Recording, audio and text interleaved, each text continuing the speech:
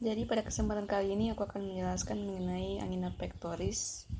Jadi apa itu angina pectoris? Angina pectoris adalah suatu gejala nyeri dada yang diakibatkan karena berkurangnya aliran O2 atau aliran darah yang mengandung oksigen ke miokardium.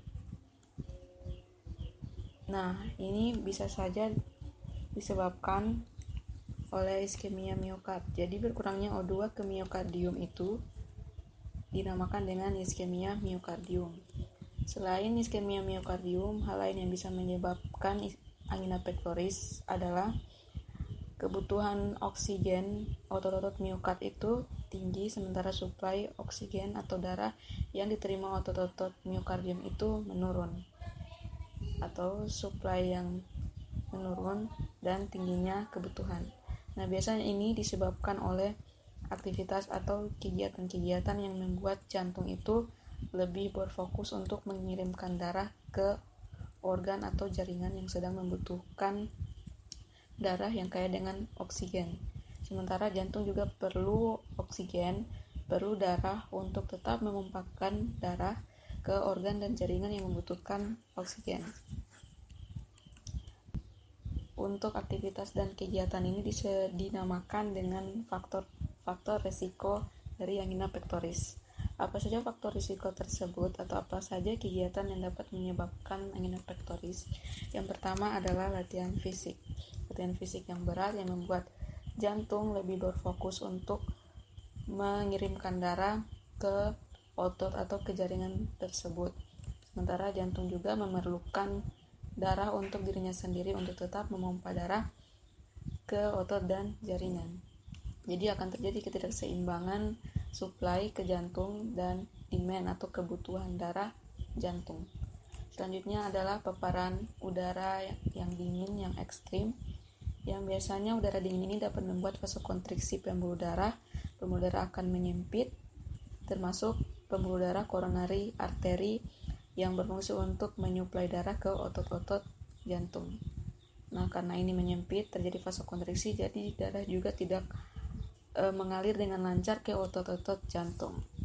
Selanjutnya adalah makanan-makanan yang berat. Makanan yang berat ini membuat organ-organ pencernaan seperti usus, lambung, dan lain-lain itu bekerja lebih keras untuk mencerna makanan ini, dan otomatis jantung juga memberikan suplai darah yang tinggi ke organ-organ pencernaan untuk mencerna makanan, sementara jantung juga memerlukan darah untuk tetap memompahkan darah ini. Jadi terjadilah peningkatan kebutuhan dan penurunan suplai. Selanjutnya adalah stres atau emosi yang intens. Nah, stres ini dapat membuat peningkatan denyut jantung, peningkatan tekanan darah, dan juga vasokonstriksi dari pembuluh darah. Nah, vasokonstriksi pembuluh darah ini termasuk vasokonstriksi pembuluh darah koroner. Nah, darah pun akan tidak mengalir dengan lancar ke arteri koroner, dan darah tidak akan menuju otot-otot jantung dengan lancar. Kalau mau dianalogikan itu, ini ada orang, dia terus mengasihi kepada orang lain nih, kasih hadiah banyak, dan dia punya hadiah di sini, hadiah untuk dikasih ke orang lain. Dia kasih semua hadiahnya ke orang lain, kasih, tapi dia tidak memenuhi kebutuhan dirinya sendiri. Dia tidak mengapresiasi dirinya sendiri, tidak kasih dirinya sendiri itu hadiah, dia cuman kasih hadiah itu ke orang lain. Jadi mestinya itu harus netral, kasih ke orang lain terus kasih ke dirinya sendiri, begitu. Jadi kalau misalnya dia terlalu kasih hadiah ke orang lain, dan lama-lama dia akan merasa sakit. Nah, sakit ini sebagai tanda kalau misalnya sudah terjadi ketidakseimbangan antara yang dikeluarkan sama yang diterima. Nah, itu analoginya. Jadi sinyal nyeri ini, angina ini sebagai tanda kalau misalnya sudah terjadi ketidakseimbangan suplai yang masuk dan kebutuhan otot-otot jantung. Seperti itu. Selanjutnya adalah tipe-tipe angina. Tipe-tipe angina ini ada bermacam-macam. Yang pertama adalah angina non-stabil. Angina non-stabil ini biasanya disebabkan oleh adanya plak atau aterosklerosis, yang dimana plak ini plak yang tidak stabil atau plak yang bisa terjadi ruptur. Di angina yang non-stabil ini sudah bisa terjadi ruptur dan sudah terjadi trombus dan emboli. Emboli ini bisa menyebabkan sumbatan di pembuluh darah. Kalau misalnya terjadi di arteri koroner, maka itu bisa menyebabkan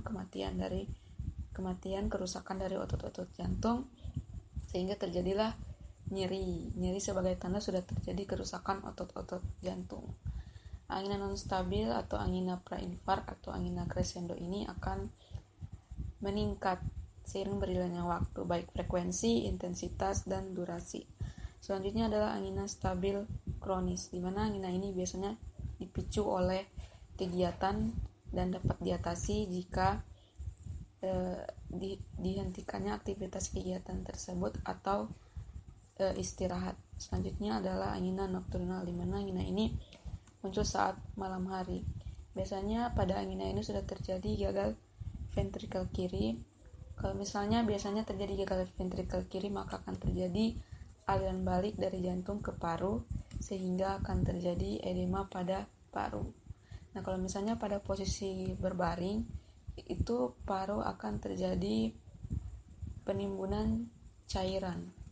Nah, biasanya kalau sudah terjadi penimbunan cairan ini akan terjadi gangguan pertukaran gas.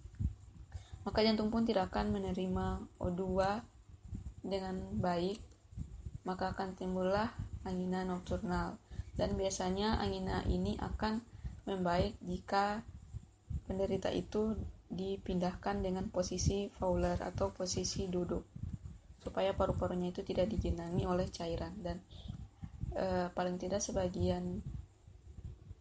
bagian paru-parunya itu masih bisa digunakan untuk pertukaran gas. Selanjutnya adalah angina decubitus. Angina decubitus ini angina yang terjadi juga saat berbaring. Angina ini disebabkan karena pada saat seseorang itu berbaring akan terjadi volume cairan aliran balik yang tinggi ke jantung, akan terjadi peningkatan volume cairan ke jantung. Jadi jantung juga harus berusaha keras untuk memompakan volume cairan yang tinggi ini ke seluruh tubuh, tapi dalam waktu yang bersamaan juga jantung butuh cairan ini untuk dirinya sendiri untuk tetap memompa darah ke seluruh tubuh. Jadi akan terjadi angina. Selanjutnya adalah angina refraktor atau intractable, di mana di angina ini bisa mengganggu aktivitas sangat berat dan tidak tertahankan. Selanjutnya iskemia tersamar, di mana sudah terjadi gejala objektif iskemia tapi tidak terdapat angina atau nyeri. Selanjutnya kita akan belajar mengenai pathway dari angina pectoris. Yang pertama dari iskemia miokard, di mana aliran oksigen ke otot-otot jantung sudah berkurang dan bisa disebabkan oleh faktor-faktor risiko yang menyebabkan kebutuhan oksigen di jantung itu meningkat sementara suplai yang diterima tidak adekuat atau menurun. Nah, ini bisa menyebabkan penurunan aliran O2 ke jantung, dan jantung akan menggunakan metabolisme anaerob untuk menghasilkan energi agar jantung tetap berkontraksi. Nah, dalam metabolisme anaerob ini itu akan terjadi pelepasan bradikinin dan adenosin yang akan merangsang nosiseptor syaraf miokardium, saraf-saraf di sekitar otot-otot jantung.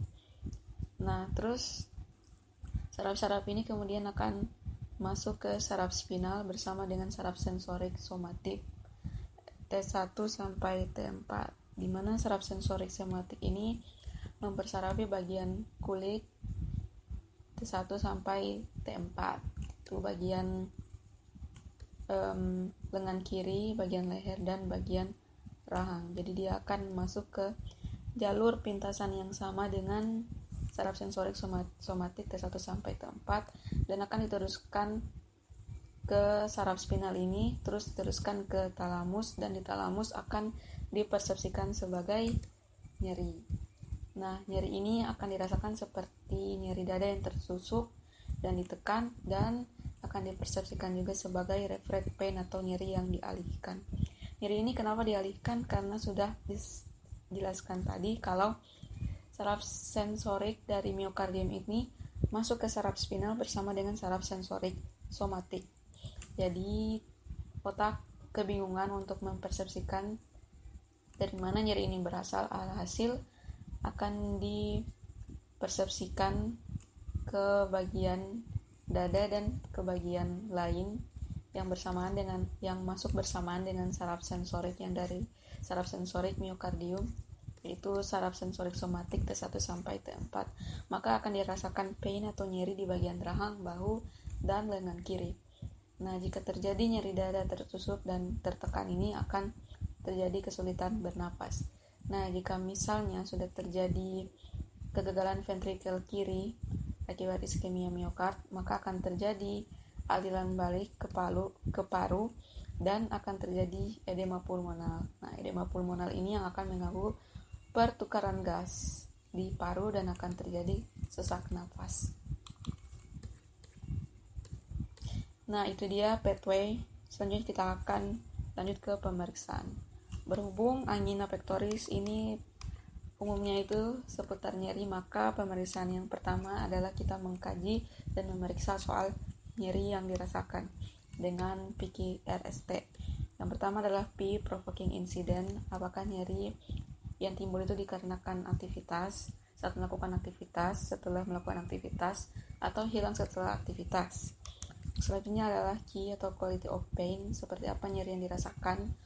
Untuk kasus ini nyerinya itu seperti tertekan, diremas, dan tertusuk. Yang selanjutnya adalah R, region, radiation of pain, lokasi nyeri untuk angina itu di dada bagian kiri, di lengan kiri, di rahang. Nah, ini namanya refract pain.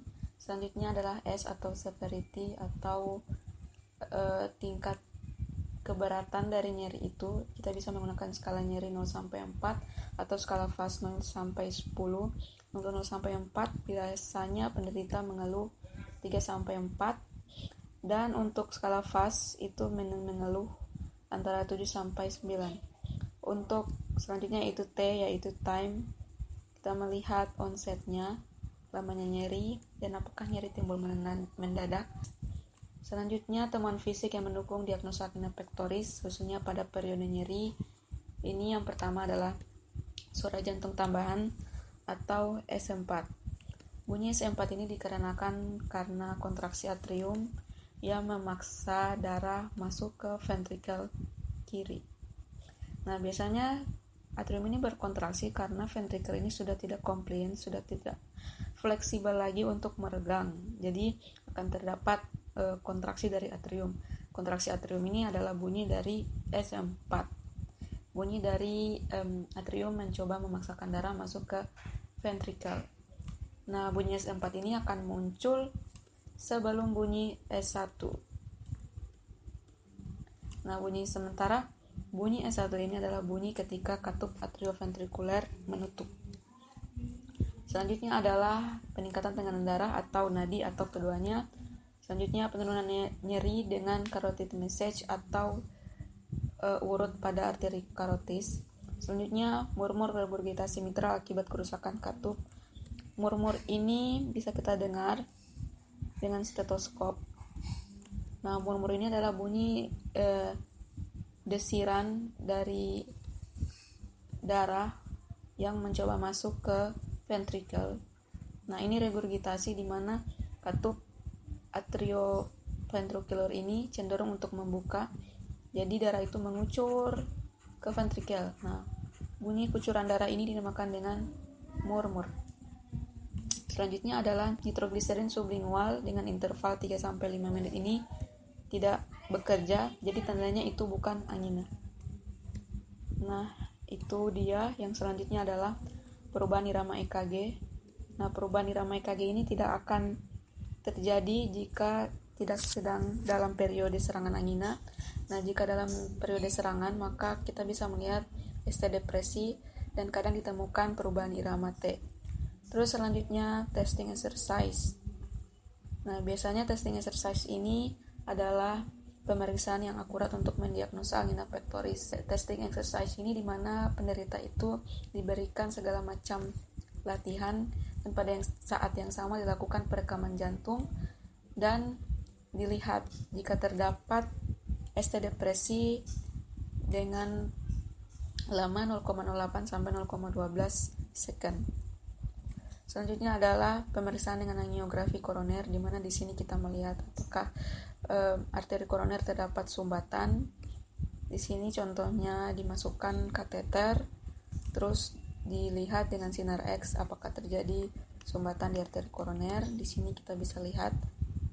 Nah, bagian yang timbul ini artinya darah bisa mengalir secara leluasa. Tapi di sini ada bagian putih di sini, berarti terdapat sumbatan. Selanjutnya adalah pengobatan dari angina pectoris. Nah, yang paling pertama adalah jika penyebab dari angina tersebut adalah berupa faktor-faktor risiko tadi, maka kita bisa menghindari pemicu angina tersebut. Selanjutnya yang bisa kita lakukan adalah endarterektomi atau pengekstraksian plak yang ada di dalam arteri koroner. Ini kita keluarkan plak yang ada di dalam arteri koroner, seperti yang kita lihat di sini. Ini dikeluarkan. Selanjutnya adalah terapi laser atau menghancurkan plak. Terapi laser untuk menghancurkan plak. Selanjutnya angioplasti koroner transluminal perkutan atau disingkat PTCA atau percutaneous coronary intervention disingkat PCI. Nah, di mana di prosedurnya ini kita akan memasukkan balon. Saat yang sama dimasukkan juga stent, di mana balon ini untuk melebarkan pembuluh darah dan stentnya akan tetap di situ untuk supaya pembuluh darahnya itu tidak kolaps dan tetap mengembang agar supaya aliran darah itu lancar. Selanjutnya adalah pembenahan coronary artery bypass atau CABG, di mana di sini kita mengambil arteri atau vena di bagian tubuh lain untuk dijadikan jalan atau bypass dari arteri yang satu ke arteri yang lain. Di sini dijadikan bypass dari aorta ke arteri bagian kanan di sini. Nah, di sini kita bisa lihat ada blockage. Jadi vena ini arteri atau vena yang digunakan di sini adalah vena saphenous dan arteri internal mamari. Nah, ini dijadikan bypass karena sudah terjadi sumbatan di bagian sini. Kita bisa dilihat ini bypass. Terus di sini juga pembuluh darah yang dijadikan bypass karena ada blockage. Selanjutnya adalah obat-obatan yang kita gunakan untuk mengurangi angina. Nah, ini ada tipe-tipenya. Yang pertama adalah vasodilator.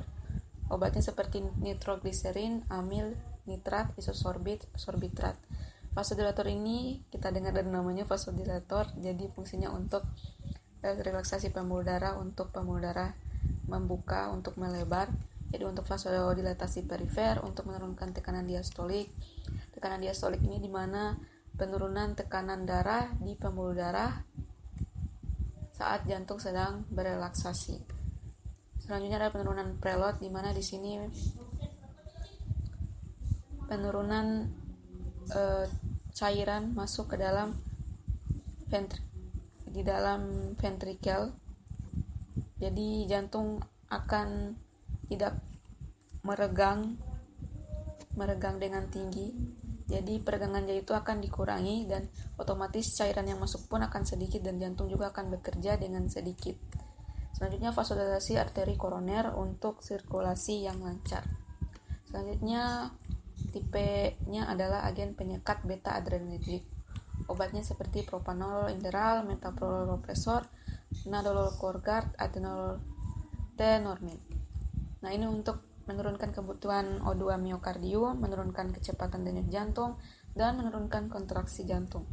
Selanjutnya, tipenya adalah penyekat saluran kalsium, seperti verapamil isoptin, nifedin prokardia, diltiazem kardizem. Nah, ini untuk mencegah transport kalsium ke otot-otot jantung karena kalsium ini berperan penting untuk kontraksi jantung dan menurunkan beban jantung dan menghambat aktivitas inotropik dan kronotropik. Inotropik itu untuk kontraksi jantung dan kronotropik itu untuk detak jantung. Jadi kontraksi dan detak jantungnya itu yang dihambat sehingga menjadi menurun. Oke, itu dia patofisiologi atau pathway dari angina pectoris. Semoga bermanfaat.